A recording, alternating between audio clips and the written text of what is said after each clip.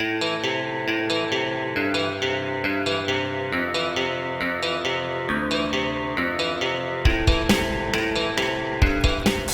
this lesson, I'm going to be looking at pixel manipulation rather than just retouching. So basically we're going to be modifying what we see. This can also be done to the very extreme, and it has its place, I guess, at the extreme, but I like to try and keep things natural. Basically, if you see something and you don't know it's been photoshopped, then you've done a good job. That's my theory behind it. So this is an example of a girl that looks really good. Nothing wrong with her, but as far as magazines go, she might not quite make the cut. Might be a little flat chested, a little bit plump around the hips, a bit stumpy in the legs. Maybe her arms are a bit thicker as well, can thin them out a bit. So basically we're going to be looking at this and maybe thinning out her face a little bit as well. You don't want to manipulate or change the picture to such an extent that the person themselves wouldn't recognize themselves. But I guess if you're an advertising agent or agency, you wouldn't really care less what everyone else thinks. It's selling a product, not selling a person. So that's basically what we're going to start with. And by the time we're done, our finishing result will look something like this. So subtle changes here and there, but as a whole, it looks good by the time we're done. So you can see we slimmed in the stomach a bit here, increased the chest size, slimmed her arms, lengthened her legs. I don't know if you noticed that, her legs are a little bit longer, her hips are slightly higher up. So I'm going to give you a basic overview on how to go about doing all these different functions. Once again, there's no one tool to just brush over and it's perfect. It's little bits and pieces of this, that and everything that make the difference. So using the original picture, the original image, I've already de-bashed it. I've taken the background out of it, so it's just the image. You would have to separate especially if on a plain background like this, it wouldn't really make much of a difference. But if it was on a busy background, as this one was, then it would, I guess, need to be taken out, because as you manipulate the actual person, the background would be manipulated with it. You'll see what I mean in a second. Okay, so using the original image, let's start off by lengthening her legs, making her legs a little bit longer. We can do that by making a selection. As we make sure we're on this layer, we can click and drag from here. We want to just manipulate her legs a bit here. So making a selection, selecting the item tool, we can then transform, free transform. We learned about that in the previous lesson. Shortcut for that is Control or Command T, T for Tracy, and we can just, by selecting on one of these nodes, we can drag it just a little bit longer. So you can really make a stompy if you want to, otherwise a little bit longer. So I'm going to lengthen her out a bit. I just want to escape for a second there and deselect. Just for the sake of this tutorial, I'm going to get rid of this type at the bottom here. It's going to get in the way somewhat.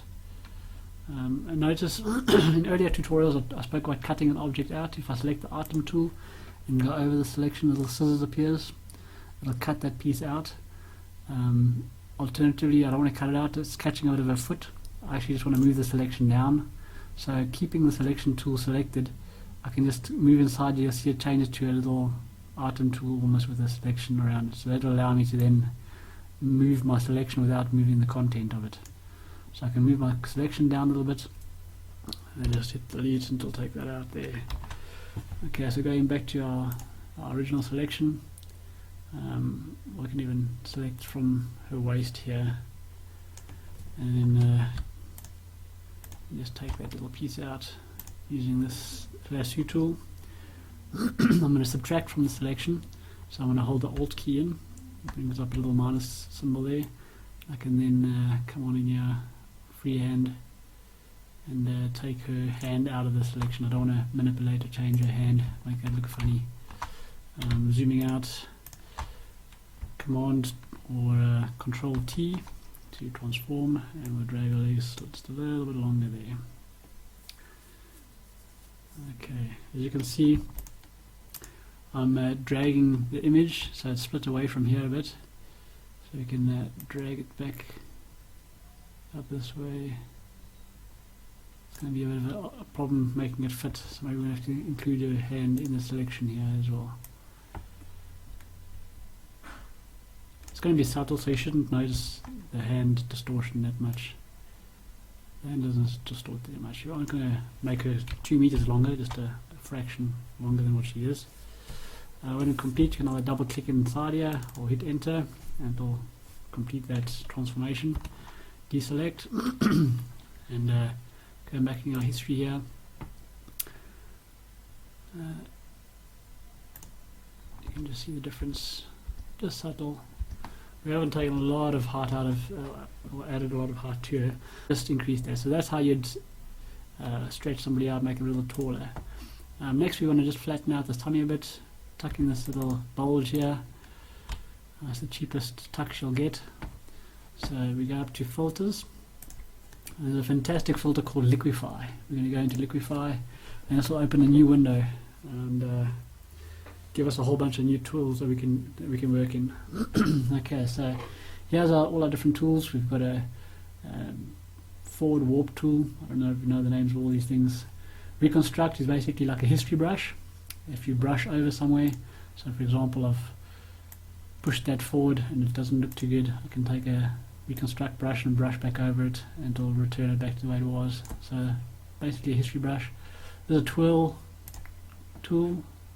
For what you would use it for, I'm not exactly sure, but you can just basically, exactly what it says, it twirls things.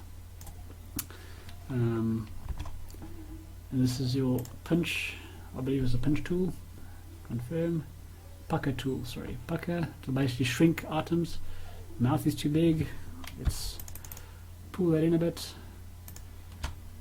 You click on that, you can see it brings it in nice and tight there. Eyes are too big or ears are too big, you can pucker it up, make it just a little bit smaller. Conversely is the bloat tool. It does the opposite of the pucker tool. It will then bloat things, expand them. Just one click really works well. If you click, hold in and move your mouse, it really goes wild. It does things way out of proportion, so you can really, make a bit of a mess if you hold it in while you're moving around. So it works best if you just focus over an area and just click gradually to get sizes made up bigger. Okay, let's just get all this back to the way it was. Okay. These other tools, I'm not too sure why you'd want to use this really. When you've got push left or right where you move it up or down. It's pretty much the same as using the little hand tool. I find this more subtle and effective. You can use it to adjust smaller edges. Mirror tool, once again not too sure why you'd want that. Yeah, it's got its effects, I guess, its function.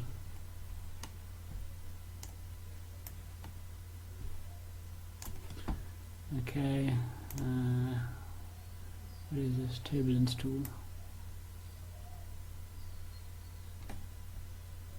Okay, yeah, not too sure what the difference is between that and this other hand tool. Then you had masking tools, but the ones I want to focus on today is basically this forward warp tool and bloat, waste bloat. And these ones I use most frequently, and maybe the reconstruct tool to get everything looking the way it was. Okay, and with this as well, you can adjust all these elements: your brush size, density, brush pressure, so how quickly it responds to your movements. As you can see here, this is quite touchy as far as the bloat goes, so you can down the pressure a bit, or the brush rate. Let me just check which one it was.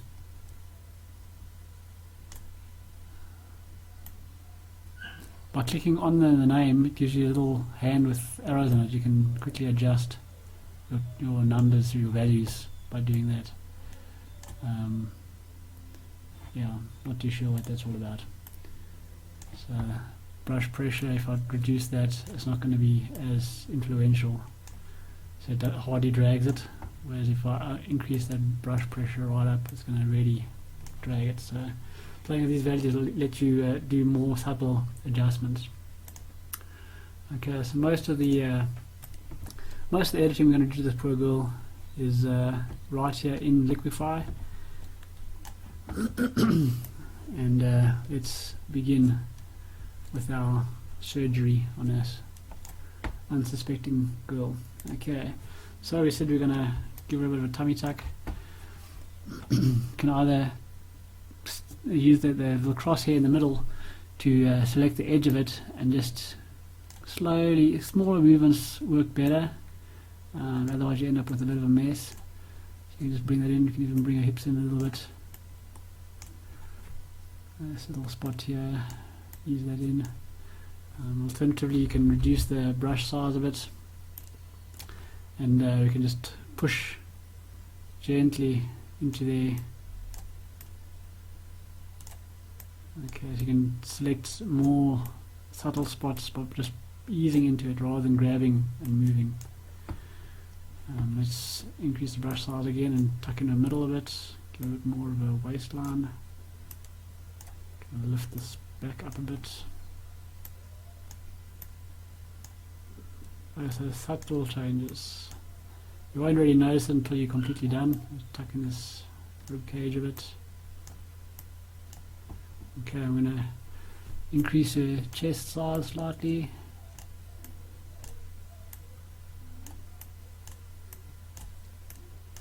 And using the Bloat Tool, you can use the Bloat Tool to adjust this side a little bit. Just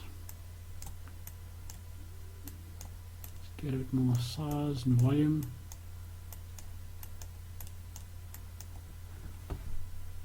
I need to move it down a little bit so it's balanced.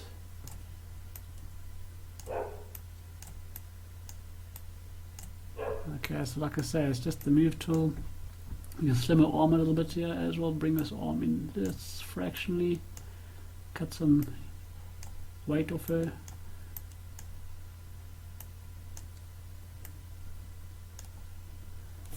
Okay, bring in her butt a bit, slim her thighs. Okay, so we can go in here, we can take a look and see what's happening, see how it looks. Let's see if we can go out of here, say okay, we're done. And we'll go back into Photoshop with the modifications. Now we can just do Control Z or Apple Z to see the difference. And if we're happy with that, we can stick with it, otherwise we can go back in there and adjust more. So that's looking good. We can probably adjust her face a little bit. Since her body's slimmed out, we can just slim her face slightly more as well. We'll zoom in onto that. Just tuck her cheekbones in slightly. You want to change the whole look of her face. And bring this brush size down a bit. And just lift her chin a little bit here. Cheekbones. Okay. Let's take a look how that looks. There we go, very subtle. So it's after and before. So it doesn't take much to make a big difference. And that's pretty much how to thin somebody or give them a better looking physique as they require, I guess. Make them look a few years younger. And as far as using the transform tool, it's another function for the transform tool. Once again, selecting an area and Control or Command T allows you to then adjust that area as you require it. Keeping in mind you want to kind of keep this edge constant and rather stretch from the other side so you don't get that break in your legs. Okay, you can even fatten up too if you wanted to.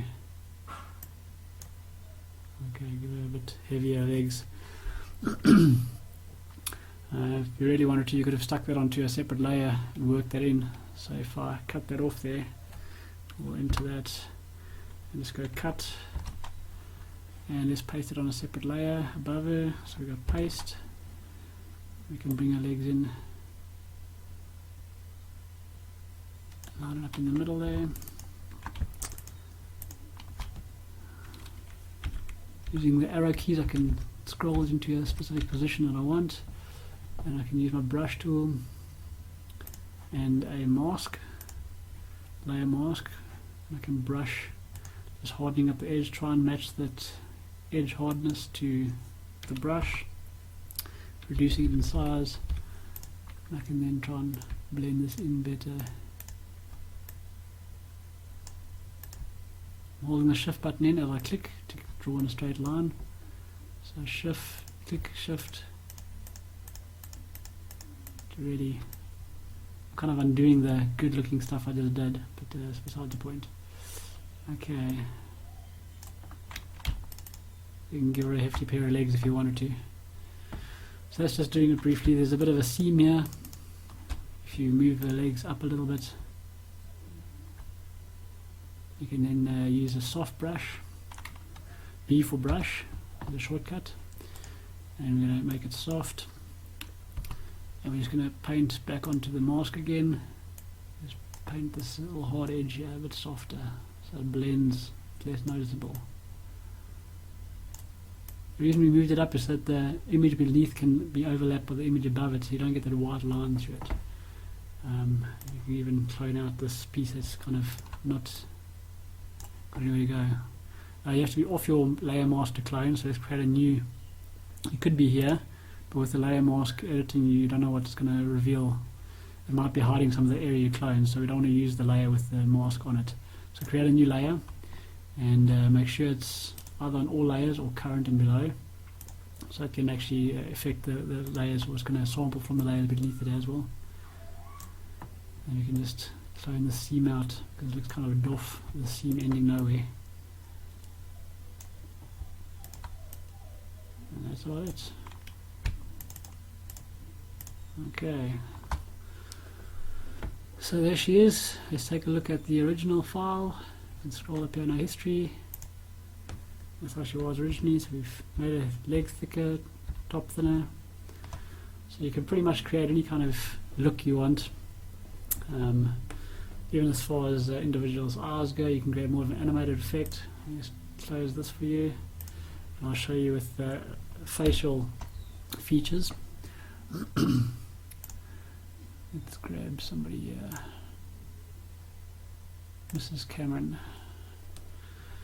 Diaz. Let's give her a slightly bigger eyes. So we can select around this eyes, and we can add to that selection by holding the shift key in. Okay, we can copy and paste. So we've copied the eyes into a separate layer. We might want each eye on its own layer, but for now we'll just resize them together to keep them proportionate. Command T or Control T to bring up the transform tool, and we hold shift button in to keep them proportionate, and the alt button to scale from the middle, so it'll blend from both sides. Increase the eyes a little bit, and let's cut this one off and put it onto its own layer so we can move them around independently. So I'm going to cut, Control X or Command X, otherwise edit, cut, and Control V for paste, V for Vicky. Okay, we can realign our eyes the way we want them. A shortcut to selecting a layer, instead of going down to the layers window here, the layers palette, and selecting that layer, if I hold my command or my control key in and just click, use it with the item, this item tool needs to be selected. If that's selected, I can hold my control or command key in and click on the desired layer, and you'll see how this highlighted one jumps to the next layer. So I can select whichever layer I click on, holding the control key in, it will then select that layer, so I can quickly jump between layers to shuffle about. Okay, so I got my eyes in there, all big and huge, and then I just add a mask to it, brush, soften it up, make sure it's a soft brush. increase the size of it a bit, and I can brush back just to make sure this is going to blend nicely. Make sure I'm blending the right eye. Yeah, I'm actually on the right hand eye here, so I better go and blend that out. Okay, and then we go back to this side, we'll add a mask on there and brush that back as well. Okay, so the soft edge lets it blend with the rest of the face, so you can tell something's up but you're not too sure, and well, now you know it's her eyes have been enlarged a bit, so you can really give it that animated effect. Using the transform key as well, you can the transform tool, you can also rotate. If I control T or Apple T for the transform T, if I take it up to the corners, you'll see it turns into a little arc like that, just above the corners, little arc. Allows you to then click and you can drag and turn your eyes in a bit, so you can give it a bit of a Chinese look as well. Select this one, holding the control command and click, transform tool, command T, and we can move this one in a little bit as well. Give it a bit of the old Chinese look there, and it's a bit extreme, I know, but that's just for illustration purposes.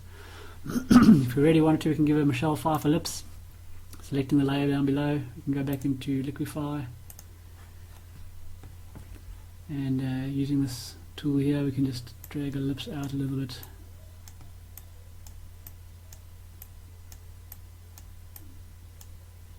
And down the bottom as well.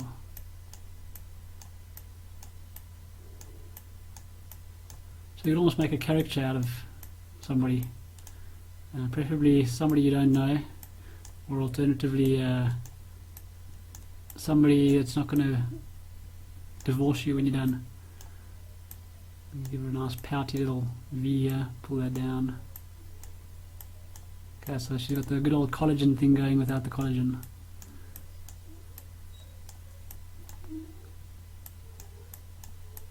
Okay, just a bit of fun. Okay, so let's go back in our history. We can see before and after.